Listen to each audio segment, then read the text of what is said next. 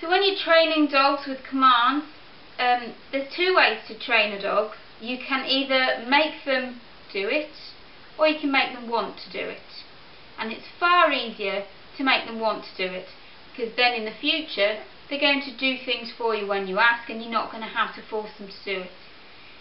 So for things like teaching them to sit and teaching them to lie down, it's very important that we don't force them into doing anything by pushing down on their bottoms or pushing down on their shoulders or anything, because all that's going to do is teach them to either try and resist sitting or resist being pushed into a down, which is the opposite of what we're trying to do, or it means that they're going to rely on that cue with the hand on their bottom to make them sit in future, which is not what we want either.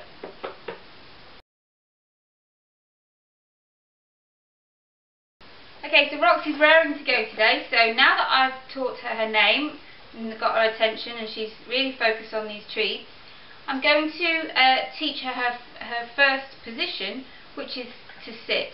I promise you I've never taught her this before. I wanted to make sure that she could do this for the first time whilst we were filming.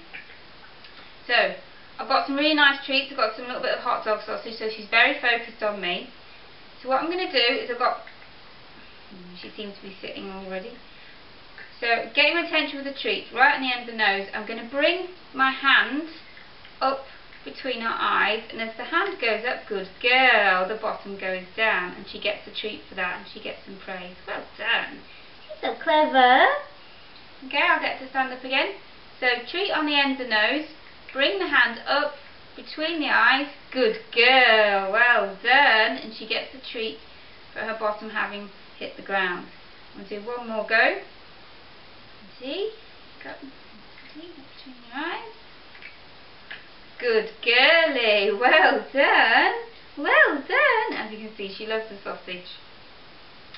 So as you might have noticed, you didn't hear me say the word sit at any point then, because I don't want to start saying the word sit until I am 99% sure that she's going to follow this lure with my hand and actually get into the sit. Because if I say sit and she lifts her paw like that to the treat, and I say sit and she takes a step backwards, then I say sit and she turns and looks up at me, she's not actually learning then what the word sit means. It's actually becoming very confusing.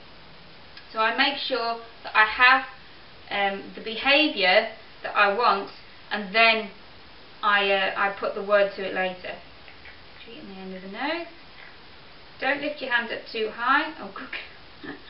Trying to demonstrate there. If you lift your hand up too high, you might jump up like that to get it. So, yeah. I know, you did it. Good girl. Well done. See? Good girlie. Well done. You got your treat. Well done. So clever. So, now I'm going to demonstrate using the word. So I'm pretty sure she'll go into it now. Sit. Good girl. So just before she sits, I say the word. Roxie, sit. Good girl. Well done. So she's associating the action of sitting with the word. So we'll try and get her to, if we can time it so that we say the word just before she starts to sit, if you can predict that. So you have to be waiting until you're pretty sure she's going to sit. So for that behaviour I've just demonstrated, the sit, the word for that, the command for that is going to be simply the word sit.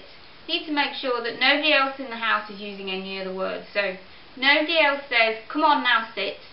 Nobody says sit down, which can get very confusing. So we need to make sure that everybody's using exactly the same words in the house, and sit means what she's just learnt to do, sit, and I'll keep practicing with her.